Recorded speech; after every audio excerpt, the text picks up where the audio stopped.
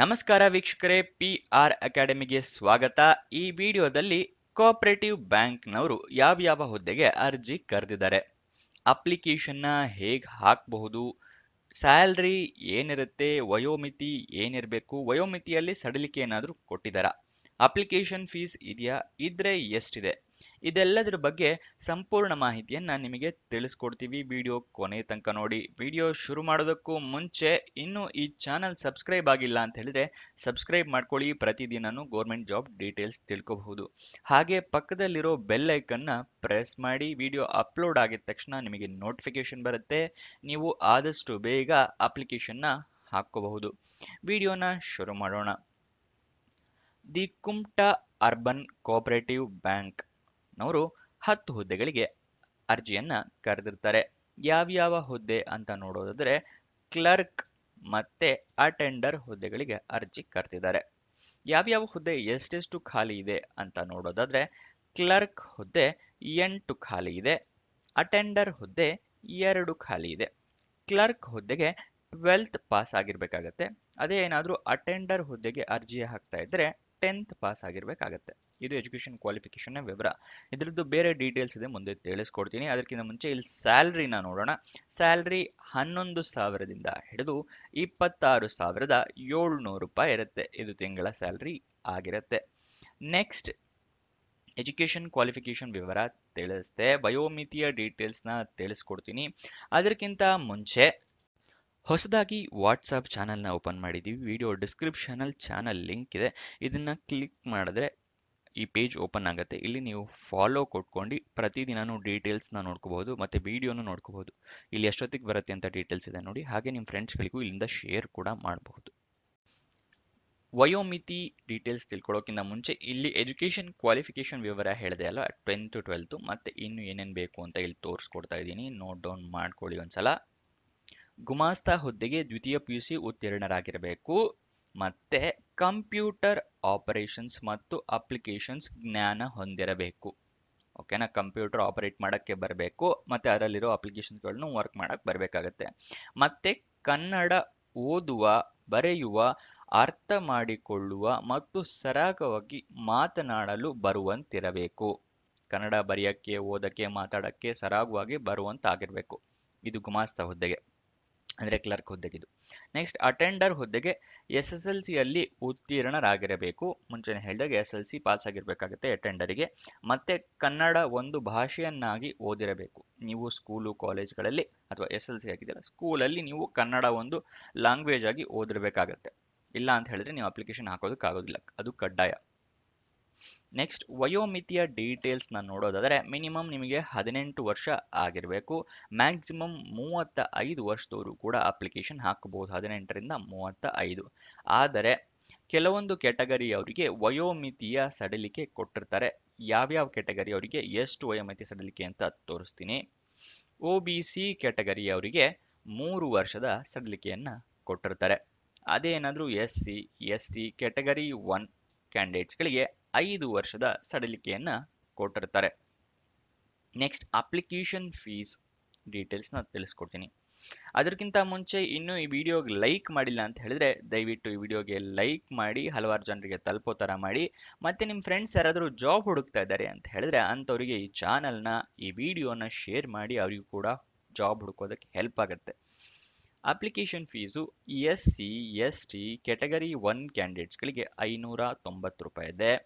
General OBC ಕ್ಯಾಂಡಿಡೇಟ್ಸ್ಗಳಿಗೆ 1,180 ರೂಪಾಯಿ ಇದೆ. Application ಫೀಸ್ನ ನೀವು ಬ್ಯಾಂಕಿಗೆ ಹೋಗಿ ಪೇ ಮಾಡಬೇಕಾಗತ್ತೆ. ಓಕೆನಾ, ದಿ ಕುಮ್ಟಾ ಕೋಆಪರೇಟಿವ್ ಬ್ಯಾಂಕ್ ಇದೆಯಲ್ಲ, ಅಲ್ಲಿಗೆ ಹೋಗಿ ನೀವು ಪೇ ಮಾಡಬೇಕಾಗತ್ತೆ. ಅರ್ಜಿ ಫಾರ್ಮ್ ಪಡೆಯುವ ವಿಧಾನ, ನೀವು ಅಪ್ಲಿಕೇಶನ್ ಫಾರ್ಮ್ನ ಹೇಗೆ ಪಡ್ಕೋಬಹುದು ಅಂತ ತಿಳಿಸ್ಕೊಡ್ತಾ ಇದ್ದೀನಿ, ತಿಳ್ಕೊಳ್ಳಿ. ಅರ್ಜಿ ಶುಲ್ಕದ ಬಗ್ಗೆ ಪರಿಶಿಷ್ಟ ಜಾತಿ, ಪರಿಶಿಷ್ಟ ಪಂಗಡ ಮತ್ತು ಪ್ರವರ್ಗ 1 ಅಭ್ಯರ್ಥಿಗಳು 500 ರೂಪಾಯಿ ಪ್ಲಸ್ GST 90 ರೂಪಾಯಿ. ಅದೇ ಇಲ್ಲಿ ಹೇಳಿದ್ನಲ್ಲ 590 ರೂಪಾಯಿ ಮತ್ತೆ ಹಿಂದುಳಿದ ವರ್ಗ ಅಂದರೆ OBC ಮತ್ತೆ ಜನರಲ್ ಕ್ಯಾಂಡಿಡೇಟ್ಸ್ಗಳಿಗೆ 1000 ಪ್ಲಸ್ 180 GST ಸೇರಿ 1180 ಬ್ಯಾಂಕಿನ ಪ್ರಧಾನ ಶಾಖೆಗೆ ಅಂದರೆ ಬ್ಯಾಂಕಿನ ಮೇನ್ ಬ್ರಾಂಚಿಗೆ ವ್ಯವಹಾರದ ವೇಳೆಯಲ್ಲಿ ನಗದು ಪಾವತಿಸಿ ಅರ್ಜಿ ಫಾರ್ಮ್ ಅನ್ನು ಪಡೆಯಬಹುದು. ಇಲ್ಲೇನು ಅಪ್ಲಿಕೇಶನ್ ಫೀಸ್ ಇದೆಯಲ್ಲ, ನೀವು ಯಾವ ಕ್ಯಾಟಗರಿ ಬಿಲಾಂಗ್ ಆಗ್ತೀರಾ ಅಂತ ನೋಡಿ ಅಷ್ಟು ಅಪ್ಲಿಕೇಶನ್ ಫೀಸ್ನ ಬ್ಯಾಂಕಿಗೆ ಕೊಟ್ಟು ಅಲ್ಲಿಂದ ನೀವು ಅಪ್ಲಿಕೇಶನ್ ಫಾರ್ಮ್ನ ಪಡ್ಕೋಬೇಕಾಗತ್ತೆ. ಓಕೆನಾ? ಹೇಗೆ ಪಡ್ಕೋಬೇಕು ಅನ್ನೋದರ ವಿವರ. ಅದಾದ ನಂತರ ಅರ್ಜಿ ಸಲ್ಲಿಸುವ ವಿಧಾನ, ಅರ್ಜಿನ ಹೇಗೆ ಸಲ್ಲಿಸಬೇಕು ಅಂತ ಹೇಳ್ಬಿಟ್ಟು. ಬ್ಯಾಂಕಿನಿಂದ ಅರ್ಜಿ ಫಾರ್ಮ್ ಪಡೆದ ನಂತರ ಅರ್ಜಿಯನ್ನು ಸ್ವಹಸ್ತಾಕ್ಷರದಲ್ಲಿ ತುಂಬಿ ಅರ್ಜಿಯೊಂದಿಗೆ ದೃಢೀಕರಿಸಿದ SSLC, PUC ಮತ್ತು ಇನ್ನಿತರೆ ವಿದ್ಯಾರ್ಹತೆ.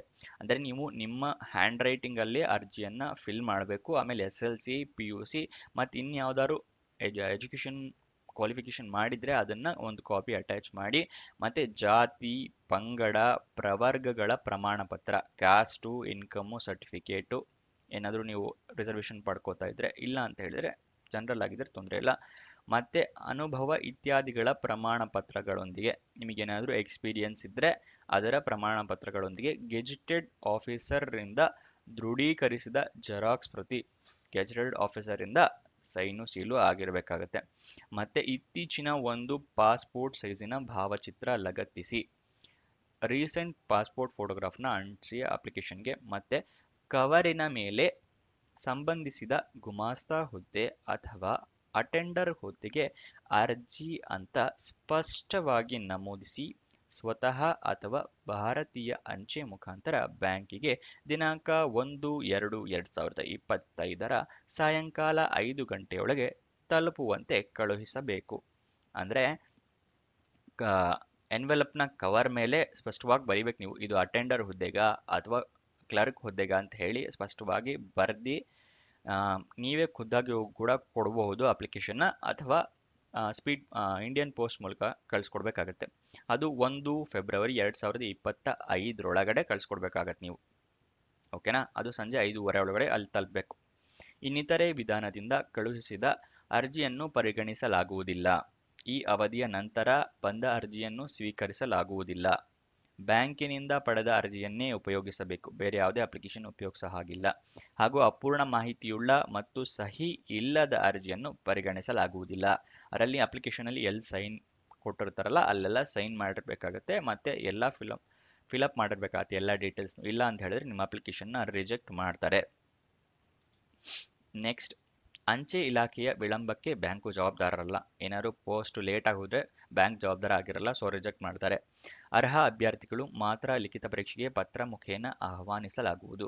ಇವೇನಾದರೂ ಸೆಲೆಕ್ಟ್ ಆದರೆ ನಿಮಗೆ ಪತ್ರದ ಮೂಲಕ ಅರ್ಜಿಯನ್ನ ಕರೀತಾರೆ, ಲಿಖಿತ ಪರೀಕ್ಷೆಗೆ ಬರಬೇಕಾಗತ್ತೆ. ತಿರಸ್ಕರಿಸಿಕೊಂಡ ಅರ್ಜಿಗಳ ಬಗ್ಗೆ ಅರ್ಜಿದಾರರಿಗೆ ತಿಳಿಸಲಾಗುವುದಿಲ್ಲ. ನೀವೇನಾದ್ರು ಅಪ್ಲಿಕೇಶನ್ ರಿಜೆಕ್ಟ್ ಆದರೆ ನಿಮಗೆ ಇನ್ಫಾರ್ಮ್ ಮಾಡಲ್ಲ ಅವರು.